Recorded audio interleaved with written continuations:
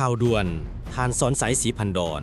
นายกรัฐมนตรีแห่งสปป.ลาวได้กล่าวเนื่องในโอกาสวันสากลต้านยาเสพติดครบรอบ 38 ปี26 มิถุนายน 2023 โดยเน้นย้ำถึงความหมายมั่นของรัฐบาลในการแก้ไขปัญหายาเสพติดเป็นปัญหาใหญ่ระดับโลกที่แพร่ระบาดในลาวทั้งตัวเมืองชนบทและเขตห่างไกลซอกหลีกยาเสพติดเป็นต้นเหตุของอาชญากรรมส่งผลกระทบต่อความมั่นคงของชาติการพัฒนาเศรษฐกิจสังคมสุขภาพของประชาชนโดยเฉพาะแม่นเยาวชนที่เป็นอนาคตของชาติการค้ายาเสพติดได้กลายเป็นขบวนการข้ามชาติที่ยังเพิ่มขึ้นอย่างน่าเป็นห่วงวาระแห่งชาติต้านยาเสพติดผลสำเร็จและมาตรการรัฐบาลได้สืบต่อจัดตั้งปฏิวัติวาระแห่งชาติว่าด้วยการแก้ไขปัญหายาเสพติด 2021-2025 โดยเน้น6เวียกจุดสุ่ม 1. สร้างความรับรู้โฆษณาผ่านสื่อต่างๆเช่นละครสั้นสปอร์ตบทเพลง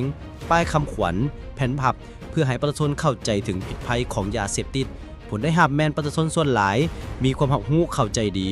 2. สร้างความเข้มแข็งในสังคมส่งเสริมให้ครอบครัวชุมชนภาครัฐและเอกชนเข้าร่วมในการสกัดกั้นและแก้ไขปัญหายาเสพติด 3. สร้างอาชีพที่มั่นคงช่วยเหลือประชาชนอยู่เขตผู้ด้อยให้หันเปลี่ยนมาปลูกพืชทดแทนพืชเสพติดและส่งเสริมการเลี้ยงสัตว์ปลูกพืชผักเป็นสินค้า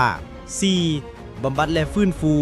ผู้ถูกเกี่ยวข้องจากยาเสพติดได้รับการปิ่นปัวฟื้นฟูและอบรมวิชาชีพเพื่อให้กลับคืนสู่สังคมอย่างมีคุณค่า 5. สร้างบ้านปลอดยาเสพติดจัดตั้งปฏิบัติเวียกงาน3สร้างติดพันกับการสร้างบ้านเป็นหัวหน่วยพัฒนาเพื่อให้สถานที่ต่างๆปลอดยาเสพติด 6. มาตรการด้านกฎหมายเจ้าหน้าที่ป้องกันความสงบได้สกัดกั้นและปราบปรามยาเสพติดได้หลายกรณียึดของกลางและจับกุมผู้กระทำผิดมาดำเนินคดีท่านนายกได้แสดงความย่องยอสมเสยต่อเจ้าหน้าที่ป้องกันชาติป้องกันความสงบทุกภาคส่วนที่เกี่ยวข้องและประชาชนลาวบรรดาเผ่าที่ได้ร่วมกันจัดตั้งปฏิบัติวาระแห่งชาติต้านยาเสพติด